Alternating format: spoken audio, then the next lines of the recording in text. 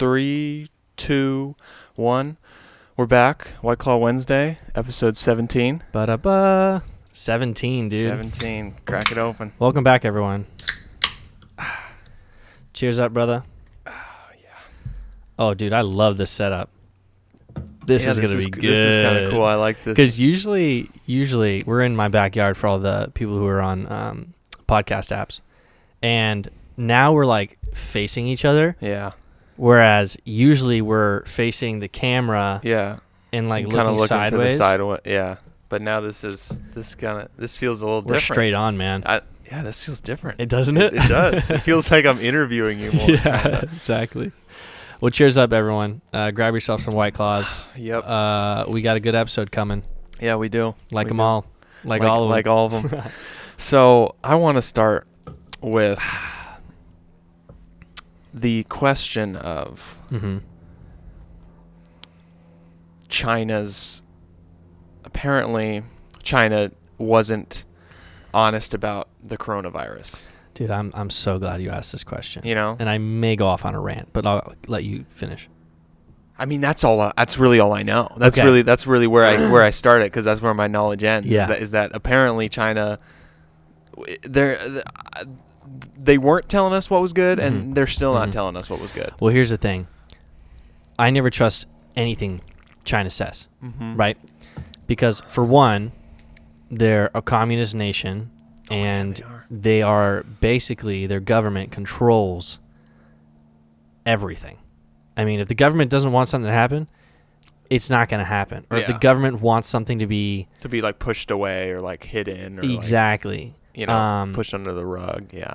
Or if they want to spin, hey, this is what's going on here, they totally can, because they have control of the media. Yeah. And actually, there are China has internment camps right now. I don't know if you know this, but East China has internment camps with, I'm going to pronounce this terribly, but I think it's Kyrgyzstan. I'm just going to leave it at that. Okay. I don't know what I'm saying, but leave it there. They do have internment camps for those people because they were sort of absorbed from China's mainland. And so they kind of absorbed that nationality of people. Yeah. But they're not Chinese. They're this other type of people. And so they're treated terribly. Anyways, that's a side topic. Okay. But just don't trust anything that China says. And I do think that they did what you said. They did, because, the virus first starts in Wuhan, right? And they try and make it seem like it's not a big deal and try and contain it, I do remember. I remember that. Because I remember when December, late December or so, the whole there's some deadly virus in Wuhan that's spreading. Coronavirus. I remember, and I was like, whoa! And I still remember sitting in my SF apartment and thinking to myself, man, I hope this doesn't get to the United States, because that's gonna suck. I don't know if you follow. Do you follow? There's an account on Instagram, and it's all it is RT, like the letters RT. Like retweet. Isn't that what RT means when like someone puts RT in a text retweet, conversation? Yeah, it is. But they're actually a media. Sorry, I'm seeing a mosquito. Yeah, we're doing a podcast with bugs. If you can't tell, you can hear the crickets in the background. They're a media company. Yeah. And I think that they cover things very well. I think that they're generally pretty non-biased. So I enjoy following them, but you should follow them too, and everyone who's listening. And they really covered it well in the beginning when nobody was really paying much attention to it. It was kind of just like, oh, China has this thing going on. Yeah, it was like a whatever thing. Still. Yeah, and to be fair, China has had, outbreaks in the past more often than other nations, right? So maybe that's why I was being overlooked. But yeah, man, I mean, China, just you can't trust them. I mean, you can't trust them. They were definitely trying to hide the illness from the rest of the world, and they didn't tell everyone to prepare. And I think that's what I was hearing about, that they stockpiled. They increased imports and decreased exports. When it first started going down in late December, so basically collecting, saving up a bunch of face masks Yeah. and supplies that they needed, and then limiting the amount that they were, sending off to foreign places and countries, lesser countries. Yeah. Yeah, and it's not even like, us being American. Mm-hmm.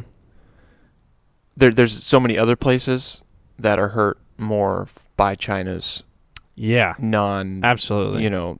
disclosure decision, because just with what I'm saying about goods and stuff, and how big, how much they produce, and how we are, more than one, we're more than the only one who relies on them for supplies. Right. Yeah, exactly. And not only that, but we are powerful in our own sense, so we can kind of hang in certain situations. We've got good infrastructure. Yeah, but there's other places that our healthcare system rely on China that have probably have been devastated by the virus. Right.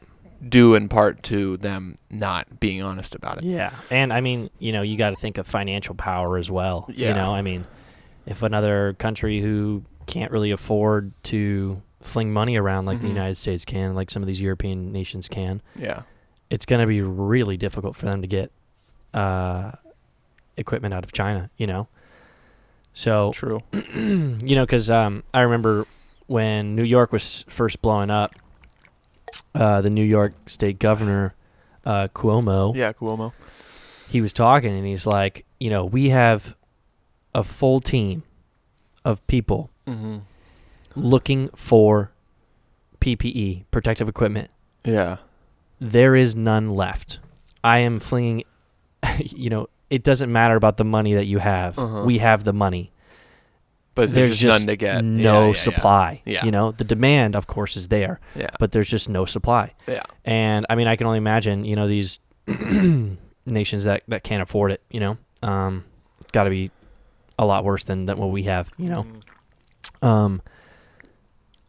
So they definitely tried to hide it in the beginning because they definitely didn't want people to, do what Trump did. Yeah. Essentially, which is, hey, you can't travel here. Which, again, we've talked about it before, but that was good. I mean, you got to give it to them, Oh, yeah, stopping the travel. Stopping the travel to China. I mean, who knows how many lives that saved. But in addition, they're not reporting the correct numbers. I mean, does anyone believe that they're reporting the correct numbers? You mean China with their death tolls? Well, their death tolls, their number of confirmed cases. I mean... By the way, that cough was me trying to, subdue a burp to the point where I was burping, but I wasn't making any noise. Yeah, I wasn't worried about it. It turned into a cough. Don't worry about it. I'm just letting the audience know. Yo, I went to Target today, and this dude was sneezing like crazy, man. Fuck. Did he have a mask on? He had a mask on. And he was just sneezing into the mask? Yeah. It's like, dang, he's taking that shit right now. It's just like a circulating, and I saw him sneeze, and I was gonna go by him, and I was immediately turn around the aisle, yeah. I mean, you just can't be safe. It's not like and it's like that's what everybody's doing. You gotta sneeze. Now. You gotta sneeze. That's what everybody's doing. Yeah, I mean, he sneezed inside his mask. I expect someone to, 6 feet. Avoid me like I have it if I cough in a grocery store or whatever. That's totally.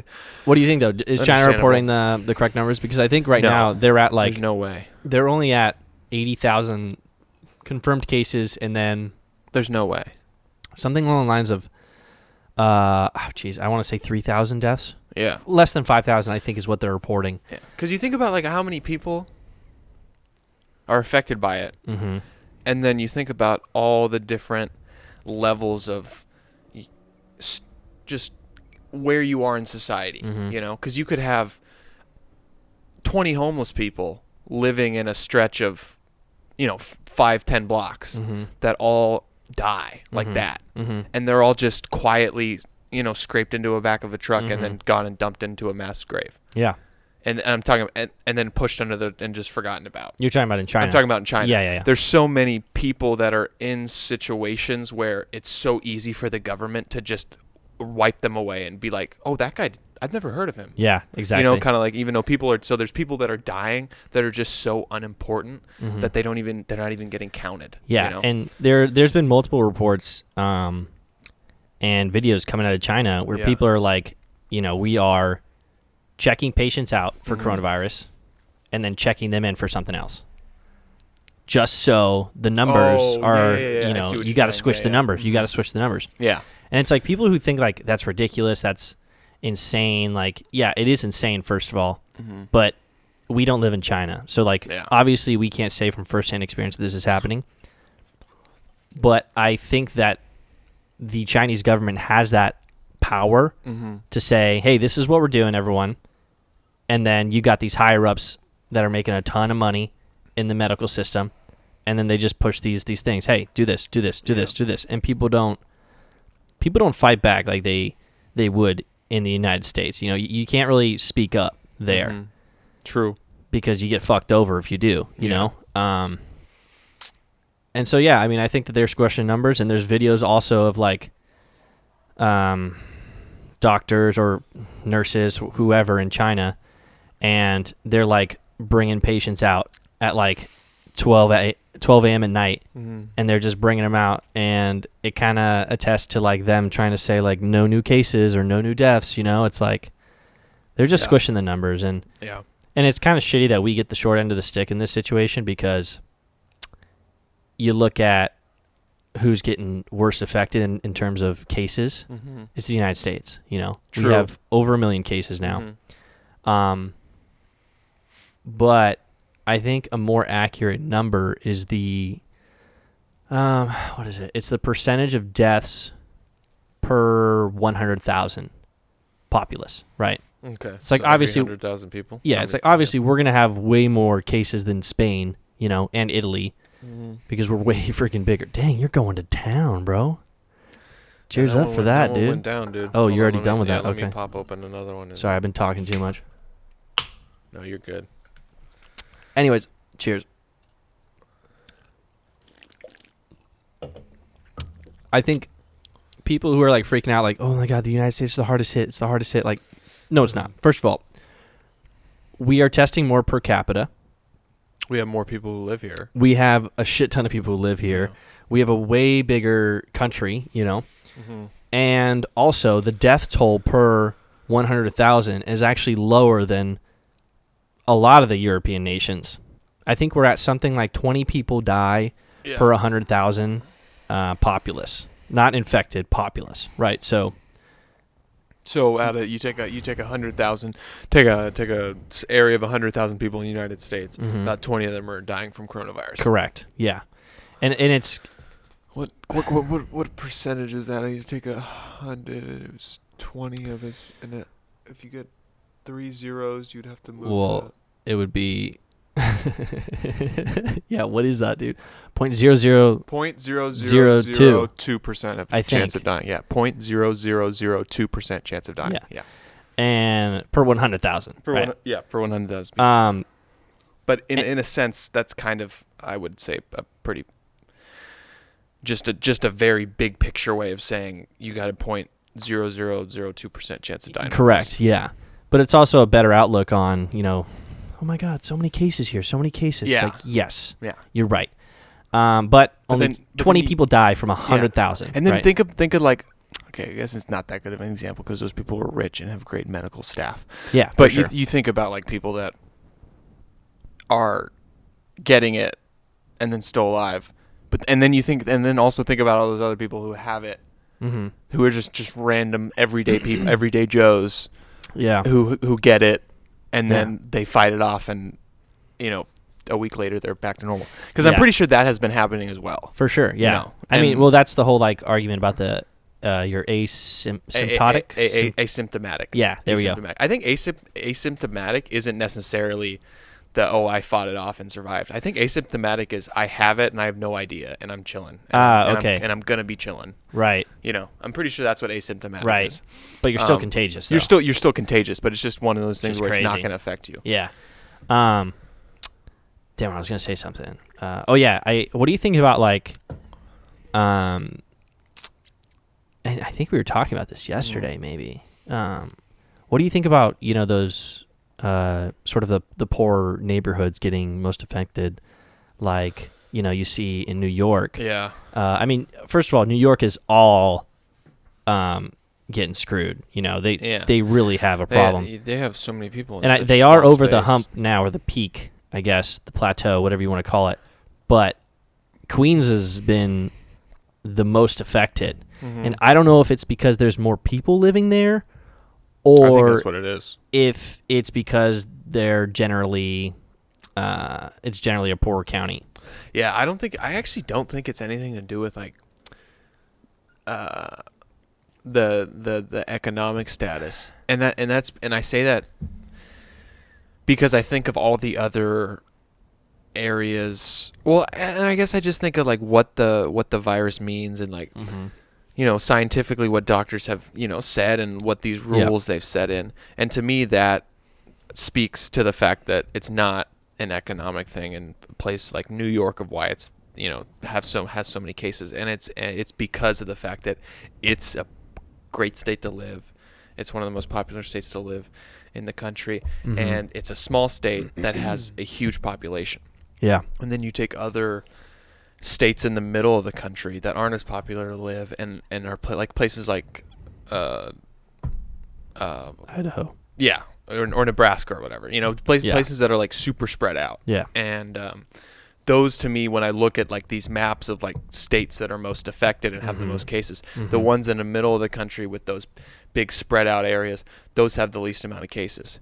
And to me, those places have just as many poor people as any other country, Right. So it's like, Right. I don't think it's a matter of money. It's just a matter of where do you live and how crowded is that situation. Yeah, I mean, it's, I think you said it perfect. I think that it's just a whole influx of different, factors Yeah. that accumulate. And I think Queens is sort of, hey, big city. Yeah, big city, yeah. Lots of transportation there. Uh-huh. Huge amounts of transportation. Yeah. Plus, I don't know if their healthcare system is great. I really don't know too much. I do know it's one of the poorer counties in New York. In New York? Yeah.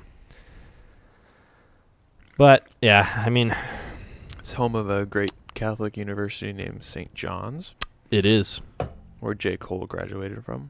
I have a good basketball. I have a good Division I basketball player. I have a good Division I basketball team. Where did part of the Big East. Where's Seton Hall at?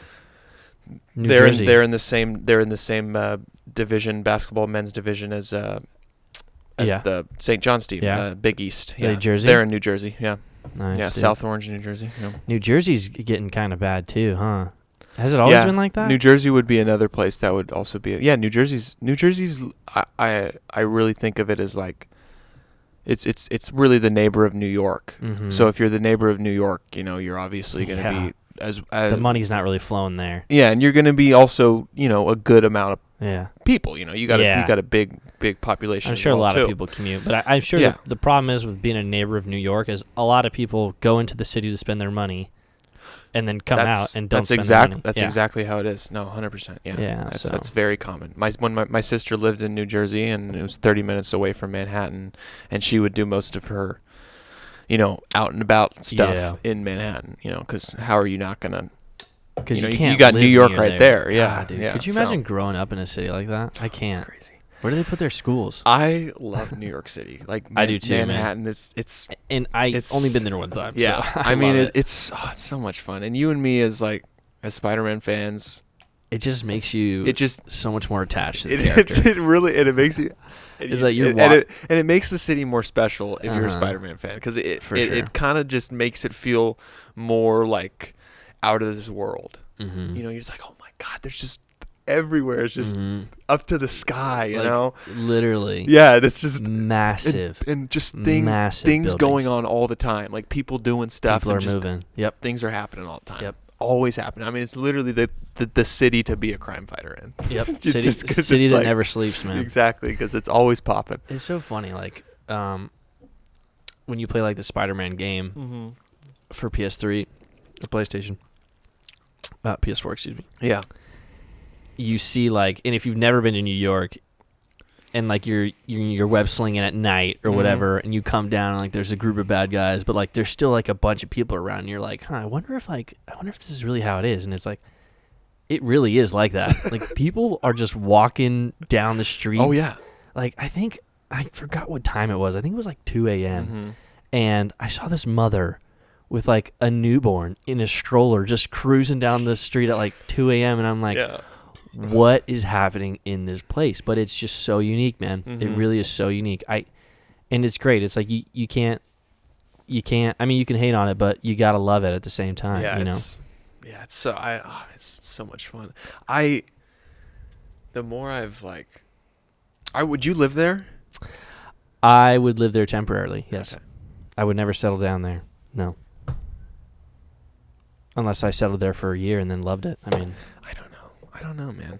If someone offered me a good sum of money, yeah, I don't know if I would live there forever, because I don't know, but I think I would like to live there. Yeah, because just living in San Francisco. I really think San Francisco is the closest thing you can get to New York and California. Yes, because LA is way too spread out. LA, exactly. LA is way too spread out. Yeah, way too spread out. Yeah. But New York, I mean, with San Francisco, you kind of get the mini New York, because things are crammed, but it's just not as big. It's cramped, but you're right. It's not as big. It's not as big. Yeah, it's nowhere as big. But it's still like the same kind of hustle bustle, public transportation. You know, big city. You know, you got homeless. It's just. I think SF probably has more homeless. Yeah, people. you got more homeless. Yeah, you got more homeless. But it's just, there's something about that. There's a difference between big city homeless people and like Riverside homeless people. Yeah. Because like with big city homeless, like a good time, a fun time. But one of the last times I was out in San Francisco was late February. Yeah, late end of February, and I'm near Powell Station. Yeah, Powell. Yeah. So it's in the heart of it. Yeah, poppin' spot for the homeless, dude. Poppin' in general. Yeah, and like I remember a great station. I was saying bye to someone, and I specifically remember like behind me I could just hear just this guy, and he is ranting. Yeah, he is ranting about how white people are the devil, and he's just going in with all these, and it's like, yeah, I just love that shit. You know, me too. I dig it. I love that vibe that I can be 5 feet away from a guy who is just going into attacking, and I'm standing there as a white, and it's all nothing. It's just, and you're comfortable, and I'm comfortable. Yeah, it's just the big city. It's just like everybody's just doing their thing, and nobody really gives a fuck. So it's like if you just take a stop, and you take a minute, and you just kind of appreciate the insanity of things. Yeah, you know? you really and just that same weekend, I was walking in one of the Civic Center when you get off at Civic Center. Yeah, that's even worse. You of a spot, you go up that big old long, you pop out of Civic Center and you just go you go straight ahead. You go through the farmers market that's there sometimes, and then you make a right, and there's that hill, and it's basically this the Skid Row of where's Skid Row? The Tenderloin. Where's the? You talking about the Tenderloin? That's exactly what I'm talking. Yes, that is also a legendary spot. It is. That is you want to be entertained for hours? I don't even. It's like, I mean, I'm at an advantage as a male because I don't feel scared. But yeah. As a guy walking through there, it's fascinating. It's yes. And then some people would walk through there and feel sad, to be like, the world we're in, it's such a shitty, and that's yeah. I just don't try to. I try not to look at it like that. I try to view it as fascinating, as fascinating as it is. Like, I'm walking by, a guy asked me if I want to buy some Xanax. He's selling bars. Yeah, I'm good, dude. Yeah, chill out. I'm good. You know? But I'm still like. It's part of the. It's like that same guy I met. Still humans. That's what I like. Still humans. Man. It's the same guy, like the guy I met on the train coming back to my campus apartment.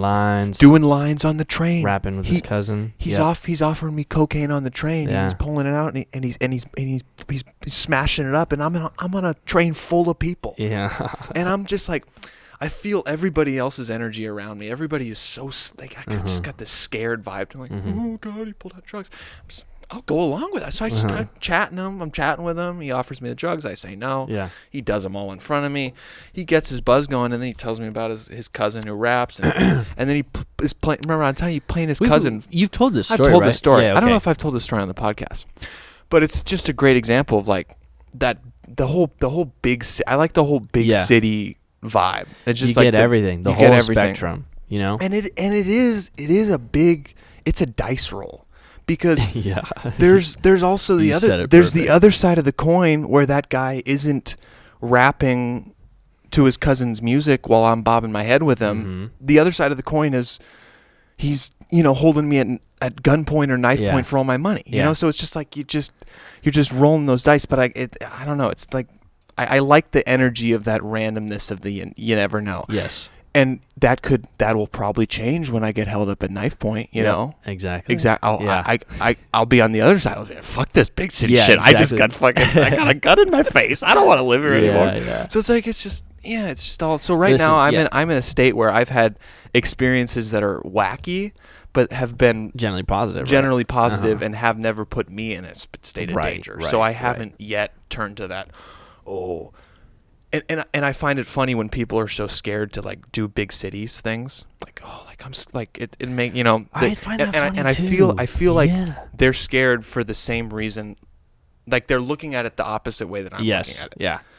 They're not thinking of the side of the coin that I've been getting. They're thinking of the other side of the coin, and they're always thinking that. They're way, only though. thinking that way. See, here's my thing. It's like I have that aspect of you where like I'll walk through an area and it's just like pure chaos. Like, dude, every day I when school was still in session and the coronavirus thing wasn't happening, I would walk from Montgomery all the way to the Civic Center station. Damn. So I went right through like chaos at like 6 at night, you know?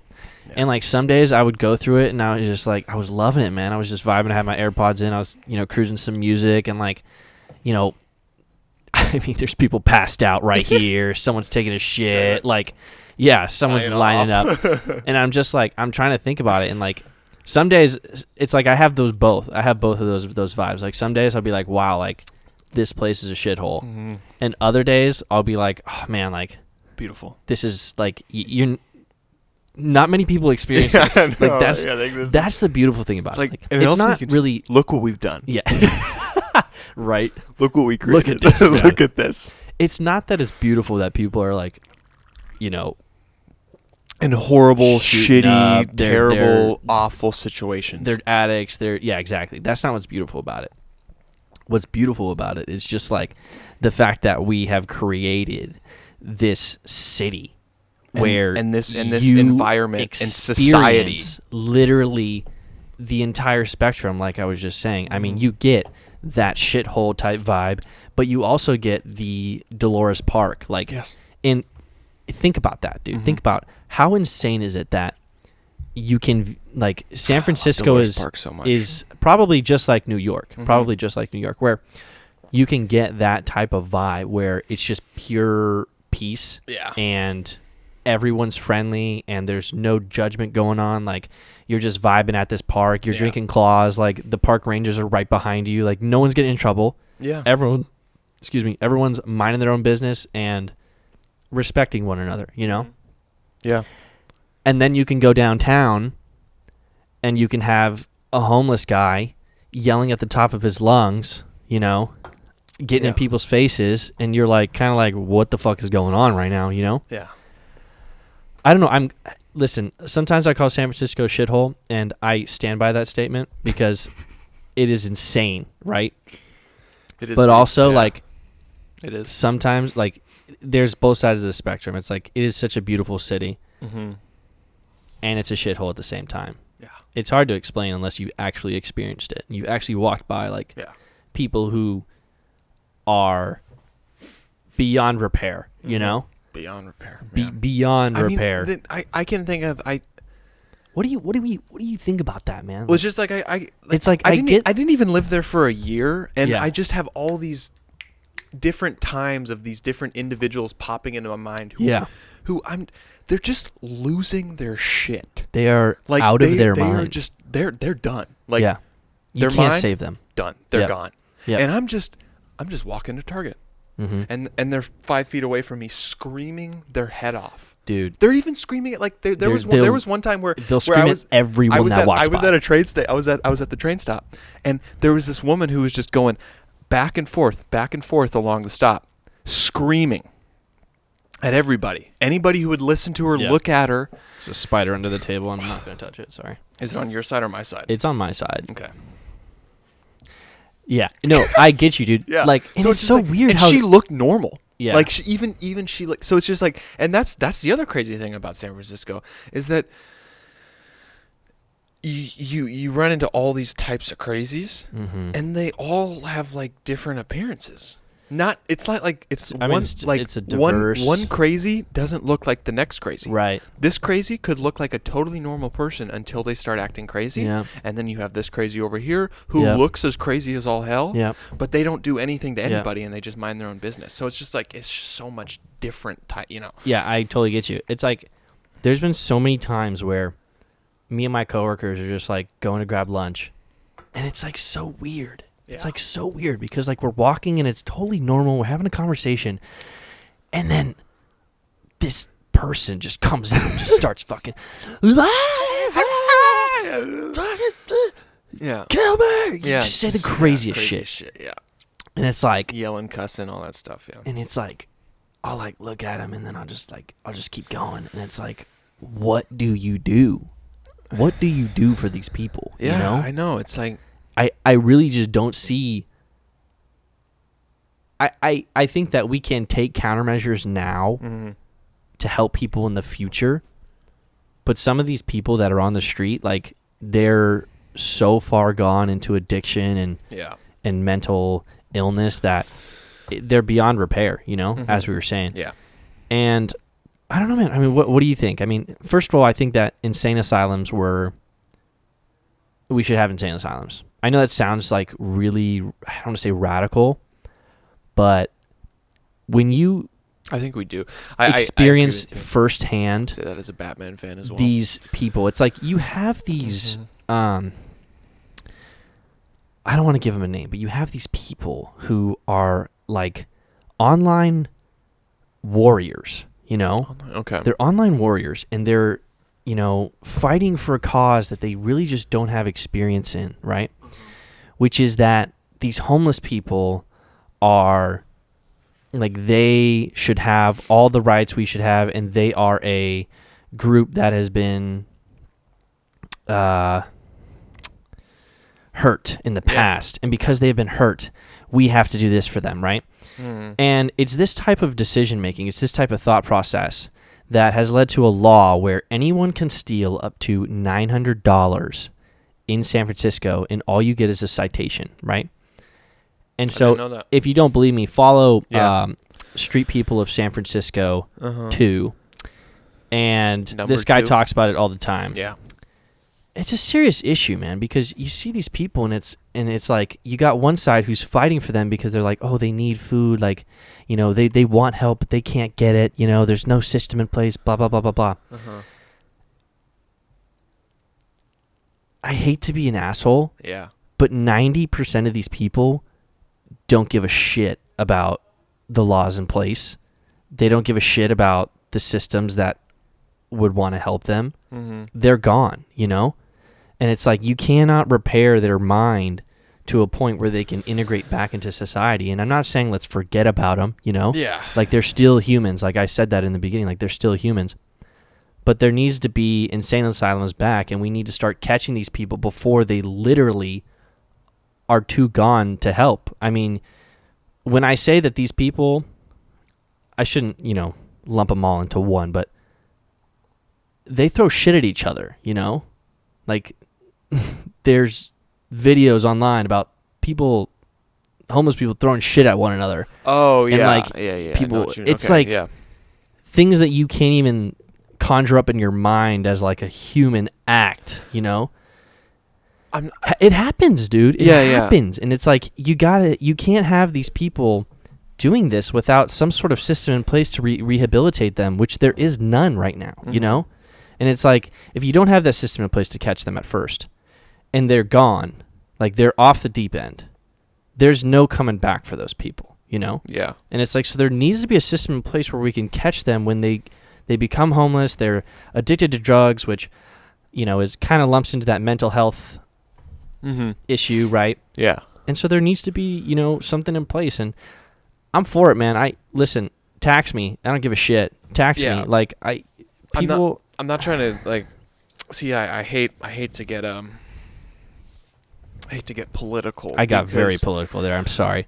No, I don't even mean like what you were talking. I just mean like I'm about to basically call out a dead politician.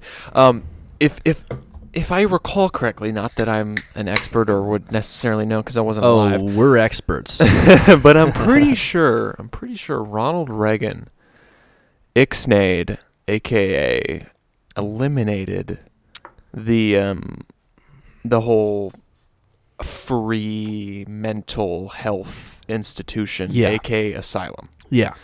Which I think what happened is I don't know the exact details of it, but pretty much I'm pretty sure Ronald Reagan did something. Which, he was like the leader of the bill, basically. Yeah, which you're correct. Which removed the whole idea that you could have someone who had lost their mind completely and had become, unstable mentally.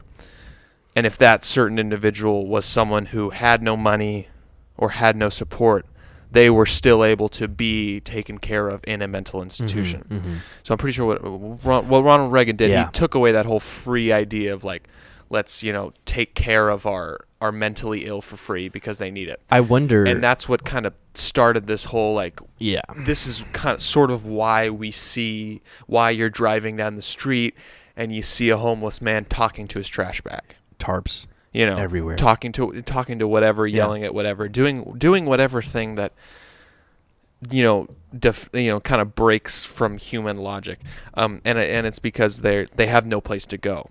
Yeah. So when you mention the whole why I think like we need asylums, I think we do. I think we do. I mean, it's just like one of those things where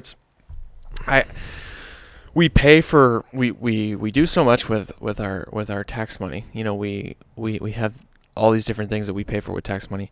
I don't know. It's just to me, I'm imagining all those individuals who have given a coin to a homeless person, given a dollar bill to a homeless person, given a soda, whatever it is. You've spent money on a homeless person. Yeah, you've spent money on a homeless person.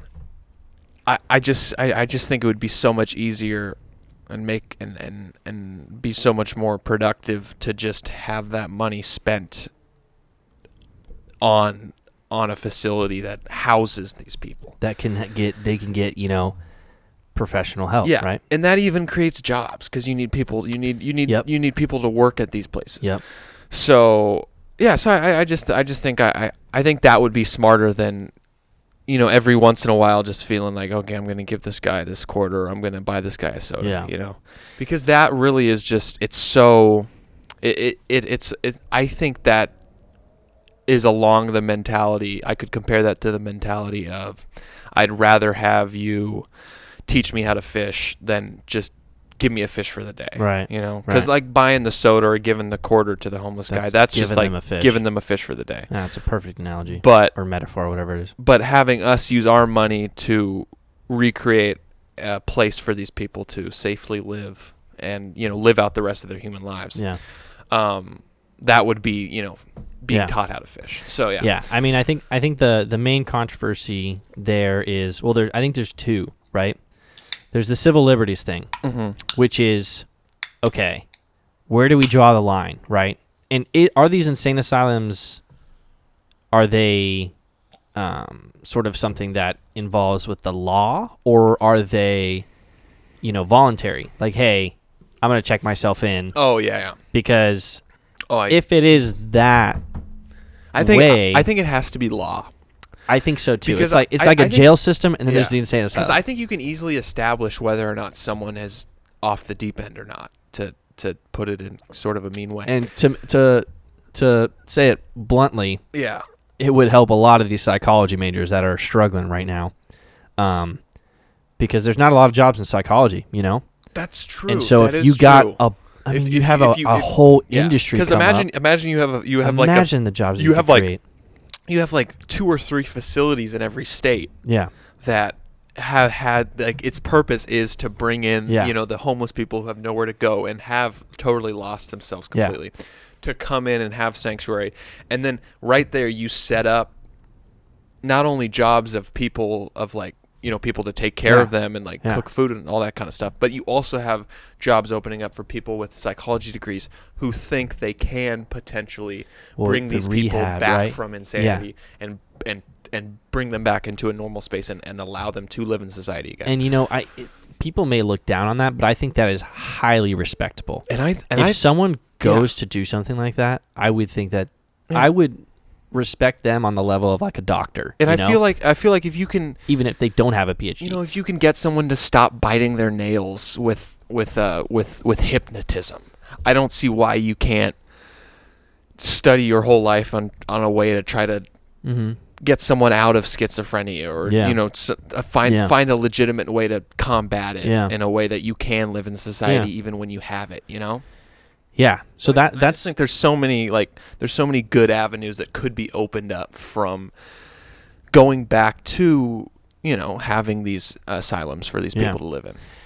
And I think it's a tough, and then that's what sucks is it's a tough road, it's a tough battle because since Reagan kind of put this into play, we've had so many decades of. It's a major change. Yeah, we've had decades of just implanted thoughts and learning of where we think of an asylum and we think of like a bad place. Like we think of like, oh, that's where horror evil, movies exactly. Really we think of horror movies and we think of like, like one of my favorite video games of all time, Batman: Arkham Asylum. Just that right there, that name. And just having an iconic place like Arkham Asylum where you have these villains that are stored. It's just you have this, you kind of have this, you have this built-in ideology for the past, few decades that has been asylums mean bad, evil killers. So like you start like you start suggesting again like, oh, let's use taxpayer money to open up asylums for people to live. Like, oh, everyone's that's like, ridiculous. What? Like we're trying to build places for the Joker to live. Like that doesn't make any sense. Well, so I think have understanding that is important. It may have to be a statewide thing, because I really doubt that places that don't have a homeless issue will vote for it, because they obviously they don't want to be taxed. They don't, and I understand that. Like a place that sees a homeless person once a month or something like that. Exactly. Yeah. Like it's a rare occasion, and I understand that. I just think that. I mean, I think that they can also agree that the current system in place, which is nothing. It's nothing. I mean, I don't even know what San Francisco does. Like, I really don't. To me, right now, because it doesn't like make an impact. It's funny because it's like. So I think they it's can almost agree. like it's just like Do you ever feel like with certain things? Damn, we're at 45 minutes. I'm on my second one off. I'm gonna chug this. Are you almost done? I'm on my. Well, I've started my third. Jesus, I'm about 25% done with my third. You have these things let me get a Ryan. Everyone at home. Ryan. It's like you think something feels like you're doing it yourself. Yeah. you think of an issue that seems so big that you can't solve it, and just you like I can't tackle that myself, and that no, it's but that's kind of like how it feels like everybody has taken that attitude towards homeless.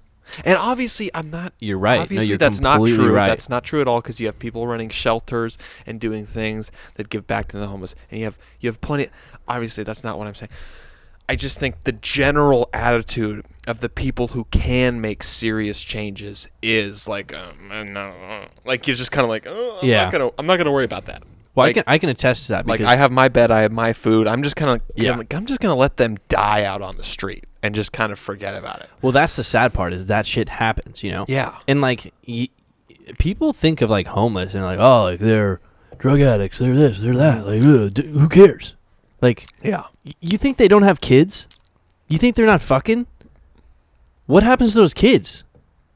They're screwed. They're in the foster home. I mean, they're in the foster system. I thought that was a White Claw with White Claw in it. That would have been a sin. Yeah, that would have been sad. Like, what do you think happens to those kids, man? They are taken away from them with no mother, no father. And then that's something to pay your money for. Who cares? Okay, even if you have that attitude, like these people fuck themselves over. Yes, they probably made terrible decisions in their life a lot of bad that got them decisions. to that point. However, their children didn't. Yeah, and but And they're having kids, man. They're having kids. Not only that, but think about this. I think about the bad decisions you've made. Bad decisions. I think about the. We talked about them last podcast. Yeah, I think about the bad decisions I've made, and you think about just bad decisions you've made personally. Imagine like you make those decisions. Those decisions happen and affect you differently when you're in like a different situation. For sure. So you could think of a number of there's a number of homeless people out there who have made identical mistakes to you, but because of their situation that they're in when they make those mistakes, those mistakes are a lot worse for them just because so it's like it's like, dude, we were yeah, I mean, it's unfair to like put these about people into like, category and well, we don't know them. That's the thing, right? But it also and it goes right back to like us talking about like our privilege.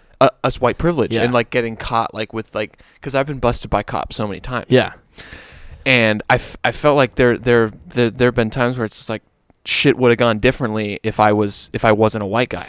Well, not only that, I mean, you just talk about not really white privilege, but privilege in general, like financial support. Like I didn't have to pay rent my first year in college. Like I didn't have to. Exactly. Yeah. So what would have happened to me? Yeah. Plus, like I have a family to come back to. Yeah. If I fuck up. Yeah, like, you have. Some people don't. You have all That's a reality. All these support systems to land on. Exactly. It's like I could literally. I got kicked out of college. I could be a drug addict myself, like, and my parents would still home me. Yeah. It's like that type of system where it's supportive, and most people don't have that. Yeah. So it's. I do want to get back to. I forgot what we talked about civil liberties. Yeah. Right. And then I had another point, which I believe was. There's two issues with it, which are people don't want to be taxed for it. Oh yeah, we were talking about, and we kind of did touch on that. Certain areas, people don't want to be taxed for this. People hate taxes. I agree. To me, that has always been because I consider myself. I don't like taxes. I consider myself left leaning when it comes to voting, but there has. I will always the reason why I can get along and have a conversation with any Republican, any right-leaning person is because I understand the idea of I don't want to be taxed. Well, like I've had jobs. You know what it's called? I've worked hours and I've seen paychecks where I've seen the tax and it hurts. Dude, so it's like that that has always been and it will always be the one part of the right-wing conversation that I can understand totally and I resonate. can relate to and I can be like, completely get I get you, bro. For sure. I get you, guys. But it's also called civility. And I feel like sometimes we lose that. You get really passionate about something and I even was just getting really passionate about this homeless thing because I talk about it so much, guys, and I am really passionate about it. It's hard not to talk about it when you have lived in San Francisco I don't for experience any it, amount of time. There, any amount of time. Yeah, exactly. And I honestly it might be guys. I have homeless people ruining my movies that I'm trying to watch in San Francisco. Yeah. I'm at the old classic historical Castro Theater. Ryan, I shit you not, every time I went to the Castro Theater, there was always one homeless person or one random crackhead or whatever who would sneak in and just make sexual noises and make a ruckus, fall asleep, snore. Yeah. It's just an example of like when you're in a city that is affected by you want to talk about the issue because you're staring the issue in the face. Yeah. Well, it's a huge issue, and I mean I don't want to toot my own horn, and I'm not trying to, but I am sounding radical in a sense where like I want shit to happen, but also like I am that person that is trying to help them. Like I promise you, I go to work and I bring extra granola bars every day and I hand them out. Yeah. Like I do that because it's something that I'm passionate about, and I don't think these people, like, they are humans. They're humans. They made bad decisions. Yeah, we've all made bad decisions. There should be a system in place where they get some type of support, because like I said earlier,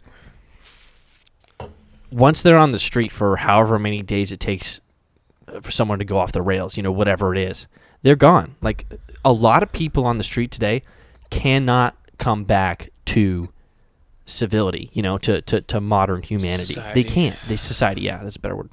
They can't. It's impossible, you know? And maybe you should ask an expert about it, but I just think it's impossible. However, if we have a system in place going forward, maybe we can start catching people before they hit that deep end, you know? Yeah. And maybe it takes a few tries. Honestly, maybe it does. But I'm all for it, man. I honestly am. I mean, it's going to cost a lot of money. But I think that it's a necessity because I would rather have a city that's clean, that's, you know, got a few crazies around, but not enough to go into asylum. And then have those people that do need their help get their help. And like I said, it can be similar to I don't want to say it's similar to a prison because that sounds bad, but I think that it's a necessity. Yeah. And it is important that we solve this issue because it has been getting progressively worse and worse and worse and worse. I mean, we did not have homeless people on Victoria when I was younger. We did not. I never saw people on Victoria. For those of you that don't know Riverside, Victoria is a historic avenue. That's right by our house. Yeah, it's a street that doesn't have any it has some stoplights on it, but I'd say about 85% of it is just stop signs. And it's just like trees and just like it's sort of like a beautiful area. And it's just 35 to 40 miles per hour speed limit. It's like it's kind of like the walking palm area, trees in the middle with rose bushes. Yeah. It's beautiful. There's homeless people there now. Yeah, true. And it's fun because it's kind of that wasn't there 5 years ago. It's separated like Victoria, like the drag of Victoria, since Riverside is kind of spread out. Victoria itself isn't like. It's not like it's part of like downtown. Like it's not like it's very much like its own thing. Yeah, it's outskirts. So when Ryan mentioned seeing homeless people there, it is strange to see because it's out of a city area. And you know we can go into the drug problem too. We don't have enough time, but yeah. And also it's like I mentioned the whole the movie theater thing. And sorry, I cut you off there. No, it's fine. But it's something that's I'm not doing any complaining or getting angry or for getting sure you can't complain angry because at the government being a part of a nation, right? Yeah. Listen, I get it. You don't want to be taxed. I understand that, right? Yeah.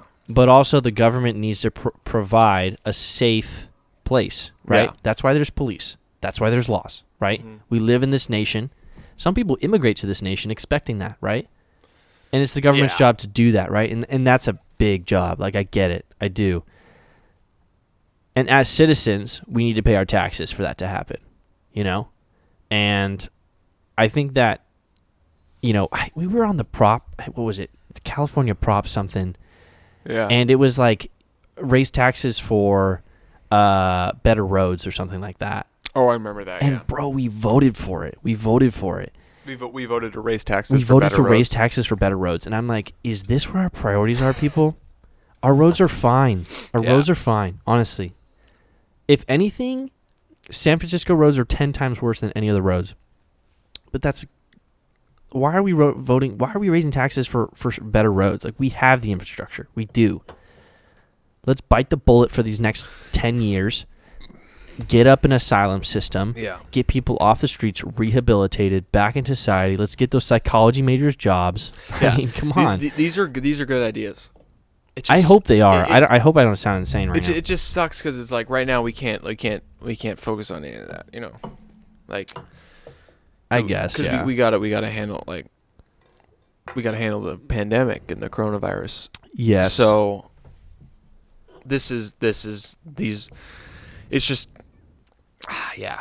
Well, it's on the list of things to get to, but right now we're so distracted by the coronavirus and pandemic, and we should be because we got to get a vaccine. Yeah, and I think it's tough because you get really passionate about these issues, you know, and a lot of people are passionate about X, Y, and Z, and you know, and some people are passionate about this and that, and it's like it's tough because you feel a little bit helpless, you know. It's like we're having this conversation and like we think we have a great idea, you know, and it's like, of course, that's going to be extremely hard to, you know, produce, you know, to come to fruition. Yeah, make it happen.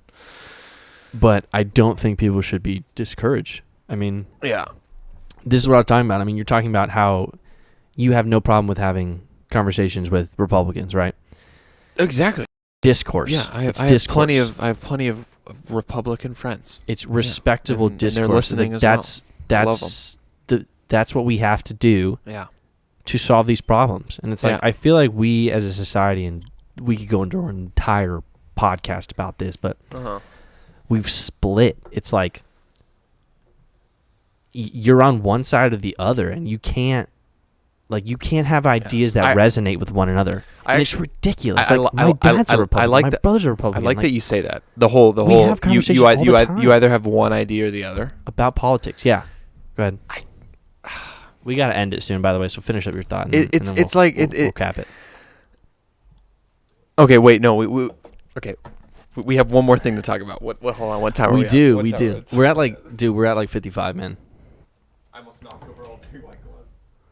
Okay, so let's just go for like 5 or 10 more minutes. But yeah, really quickly, I was just gonna say, what you're saying about the whole you're either one side or the other. Yes. I think that's a big problem with us and like reaching conclusions on topics, because so many big debate topics get just split up to like this side of the fence or this side of the fence. Using like anecdotal evidence, like, oh no, my cousin said this. It's like you either get the fuck out of here. Yeah, so but with anything, with any topic, it's so hard to avoid that whole this or that thing, right? You know, just because when it comes to big picture and when it comes to putting everybody's opinions in one, it's just easier to just do you're either here or you're there. You know, it's easier it's just harder to have all put these someone a part of this or that, right? Yeah, it's like you're either this or that. Oh, like you lean a little left. Oh, like then you're all left. Then you're like far right, far left, liberal, or whatever. You know. Yeah. But I think that generally, the logical answer when it comes to any of these major debates that we have in society where you're either this or that, like no in the middle, right? Or else you're not accepted by either side, right? Yeah. I think that generally the correct answer is a mix of both, you know? Yeah. I really do. I do. And I think the more people come to the center I think in a lot of these debates, like we I start have looking Republican at views, how to like find like the middle of everything. Exactly. I think that, that is the way forward. And I think that if everyone recognized that, hey, the other side, as much as you may disagree with them, they have logical points that do make sense. And you have points that also make sense. Yeah. But also you have points that don't make sense, right? And the same goes for the other side. We got to combine them. And you have to be able to have civil discourse where you are conversing with another person who has alternative views, and you're not arguing, calling them names, disrespecting them. No, you're having civil discourse, trying to figure out, okay, what do we have in common? What is the problem that we're trying to solve? How can we combine what we have in common to solve the problem? I mean, that's really the only solution, or else we're just bickering and bickering and bickering. And we're going to go back and forth forever. Until we're literally 50-50 and no one ever wins. Yeah. And we're getting close there. Well, we've kind of always been there, but let's move on, because we got to quickly just get to a suggestion, and we got to talk about a little music. I just want to bring up. Okay, Drake released. Oh wow, it's funny because it's like as soon as I mention Drake's new project, it's like the name of it immediately leaves my head. But whatever, because it's not an official Drake album. It's just Dark Lane demo tapes. That's what it is. Got it. Dark Lane demo tapes. I'm glad you remember that. I was not going to. So Drake did what Drake does often, is he releases an album that he says isn't an album. He did the same thing with the Care package last year. He did the same thing with the More Life playlist, calling it a playlist. Yeah. And it's I don't get it, but it's like, whatever, Drake. I'm just gonna refer to it as another Drake album. And is it a mixtape or an album? Well, basically, this one is supposed to be. This was supposed to be a bunch of leaks. It's a bunch of leaks. Yeah. And also that he made official, right? also Tootsie Slide. And right. so it's leaks and a single and yeah. And also he basically, because he released that music video of him just like flexing in his giant mansion. Yeah. And he released it as like When to Say When and Chicago Freestyle, I think it was called.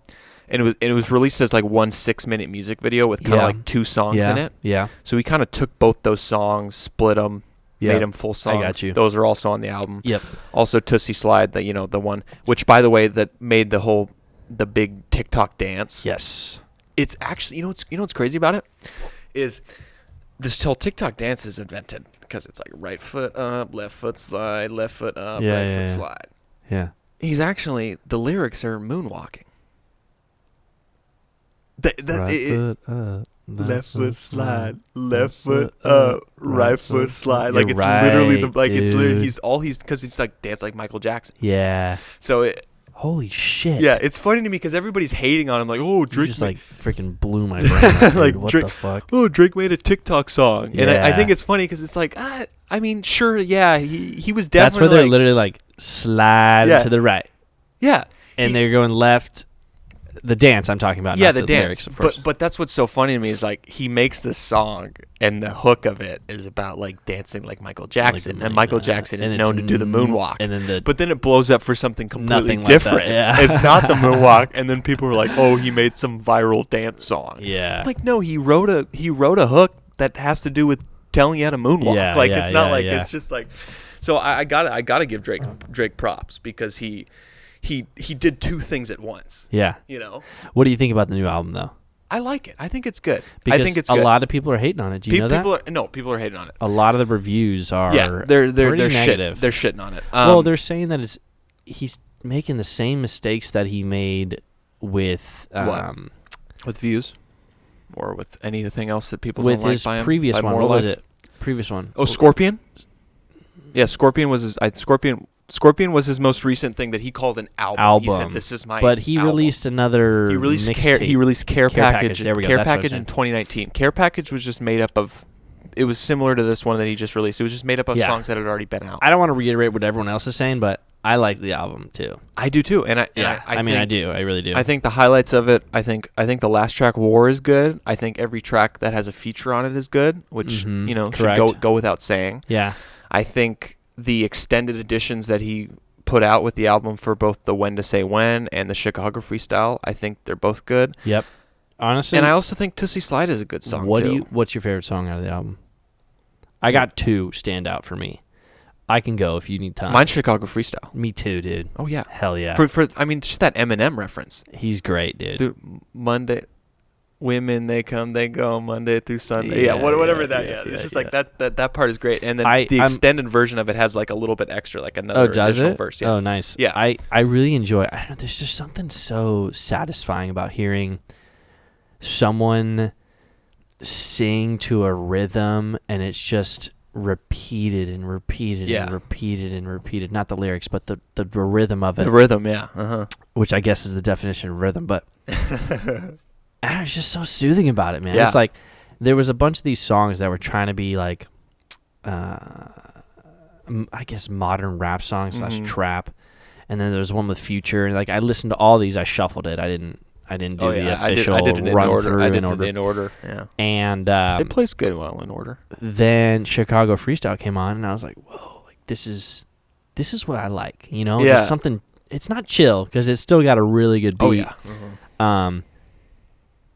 But it's just satisfying. Yeah. And then my other one is the Florida. What is it? Florida with Love. Florida with Love. I was about to say Florida with Love is the best song on the album. That's just Drake.